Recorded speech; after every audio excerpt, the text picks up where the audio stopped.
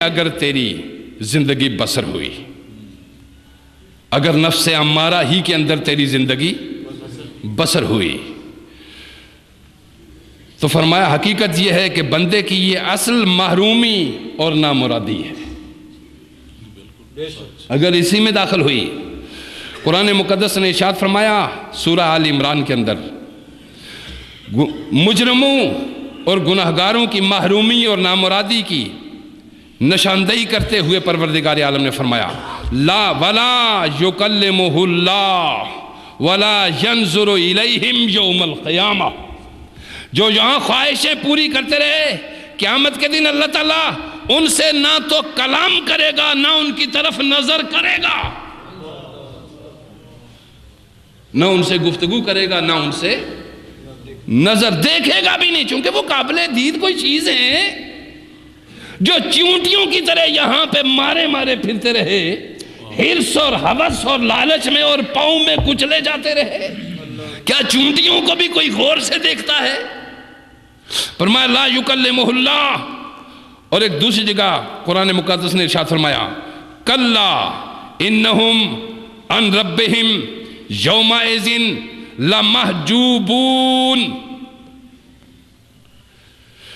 یہ ہرگز نہیں، یقیناً اس روز یہ لوگ اپنے رب کی دید سے محروم ہوں گے، یہ لوگ اپنی دید سے محروم ہوں گے۔ اور یہ راز اہل عشق و وفا ہی جانتے ہیں، اس راز کو اہل عشق و وفا ہی جانتے ہیں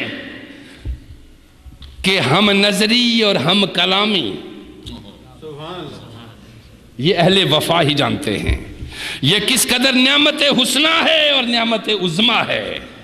اس کی حقیقت انسان خوب جانتا ہے، اور اسی کو دیکھ کے حضرت امیر خسرو نے کہا تھا خدا خود میر مجلس بود اندر لا مکان خسرو، خدا خود میر مجلس بود اندر لا مکان خسرو، محمد شمع محفل بود شب جائے کہ من بودم۔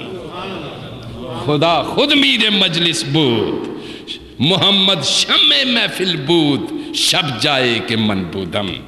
یہ ہے وہ نظارہ اہل حسن، اور یہ ہے وہ طلب اور تڑپ اہل شوق کہ جب اس طرف مڑتے ہو تم روحانیت کی طرف، تو اس روحانی میدان میں حسن و عشق کے انداز ہی نرالے ہوتے ہیں، یہاں کیفیات ہی جدا ہوتی ہیں۔ اور اس کو بیان کرتے ہوئے بیان کیا جا رہا ہے کہ اس کیفیت کو کیا کہتے ہیں۔ یہ کیفیت جو اس طرح اہل حسن و اہل نظر کو حاصل ہوتی ہے، اسی کا نام اصطلاح تصوف میں حضوری رکھا گیا۔ اسی کو کیا کہتے ہیں؟ حضوری۔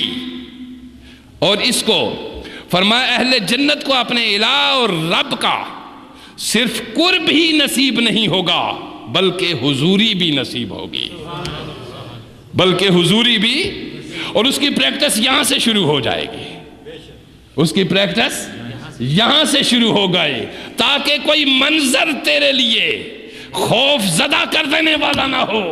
یہ پھل تجھے یہاں کھلا رہا ہے رب، سیب، انار، رنگ برنگی لذتیں، آسمان برسات نہیں بھی برسا رہا، دیکھ ذرا باغوں میں گھوم کر، ذرا باہر جا کے دیکھ، ایک ایک عجیب پھل تیرے لیے اس نے تیار کر کے رکھا ہوا ہے۔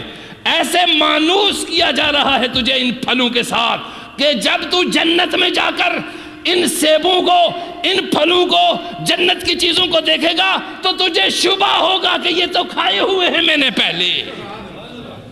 جی قرآن ہے، سورہ بقرہ میں ہے کہ سورہ بقرہ میں موجود ہے، ارشاد فرمایا جا رہا ہے کہ یہ وہ پھل ہیں جو ہم نے پہلے کھائے ہوئے ہیں، یہ وہ حسن ہے جو ہم نے پہلے دیکھا ہوا ہے، یہ وہ مجلس ہے جو ہم نے پہلے دیکھی ہوئی ہے، یہ وہ ذکر ہے جو ہم پہلے سن چکے ہیں۔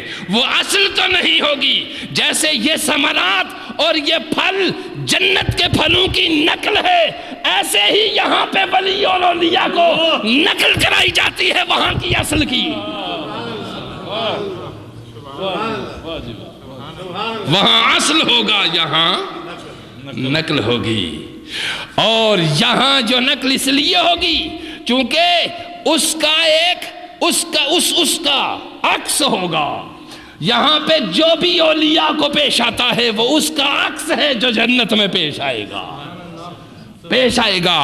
تو لوگوں، آج کی گفتگو کو ہم سمیٹتے ہیں اسی بات پہ اور اسی حد تک کہ زندگی بہت بڑی عظیم نعمت ہے.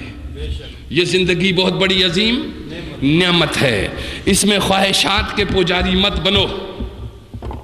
خواہشات کے پجاریوں کی عزت پہلے ختم ہو جاتی ہے، پھر رونق ختم ہو جاتی ہے.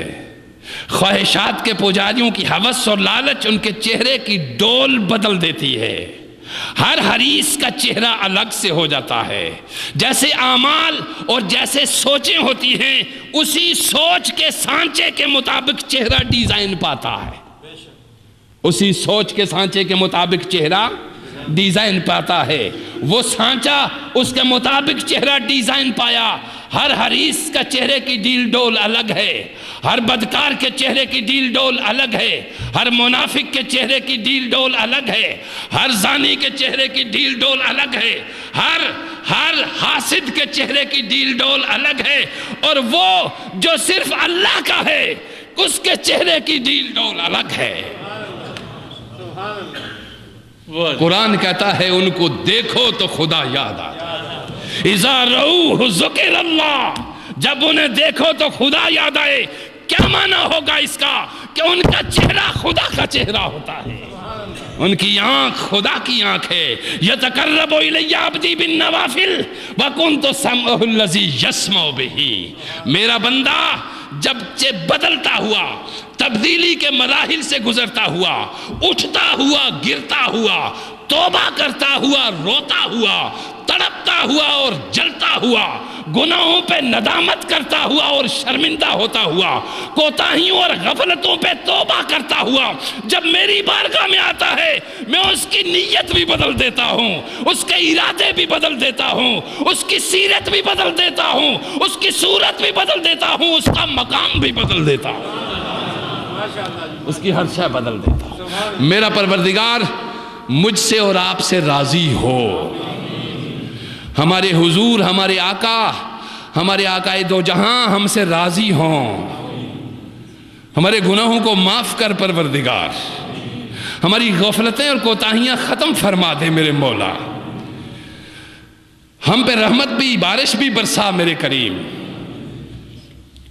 اور ہم اس طرح جئیں جس طرح تو چاہتا ہے اور تیرے حبیب چاہتے ہیں.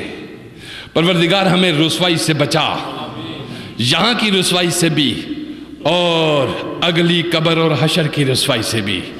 مولا یہاں جس طرح ہمارے عیب تو نے چھپا رکھے ہیں کہ تیرے سوا کوئی آگاہ نہیں ہے، پروردگار اسی طرح ہمیں اگلی رسوائی سے بھی بچا کہ تو دیکھے مگر کوئی اور نہ دیکھے.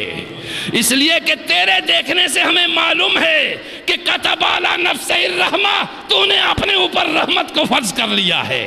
تو کسی کے عیب دکھاتا نہیں، چھپاتا ہے. پروردگار ہمارے عیبوں کو چھپا، ہمارے گناہوں کو معاف فرما، ہماری سختی کو نرمی میں بدل. ہماری بھوک اور افلاس کو کون ختم کرے گا پروردگار تیرے سوا؟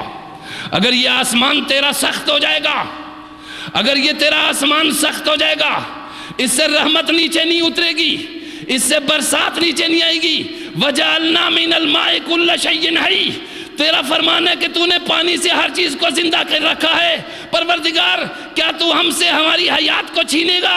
ایسا نہیں کریم کیا کرتے. پروردگار ہمارے گناہوں کی معافی کے ساتھ ہم پہ رحمت کی بارش دے دے. ہم سے راضی ہو جا، ہمارے گناہ معاف کر، ہمارے ماں باپ کو بھی بخش، ہمارے بہن بھائیوں کو بھی بخش، ہمارے دوستوں اساتذہ کو بھی بخش. سب کی خطائیں معاف فرما کر ملک کو امن کا گہوارہ بنا. پروردگار ہمارے ملک کے اندر کے حالات پریشان کن ہیں. ہمیں معلوم ہے کہ پریشانیاں ہم پہ زیادہ دیر نہیں رکھتا. تو ختم کر دے ہماری ان پریشانیوں کو.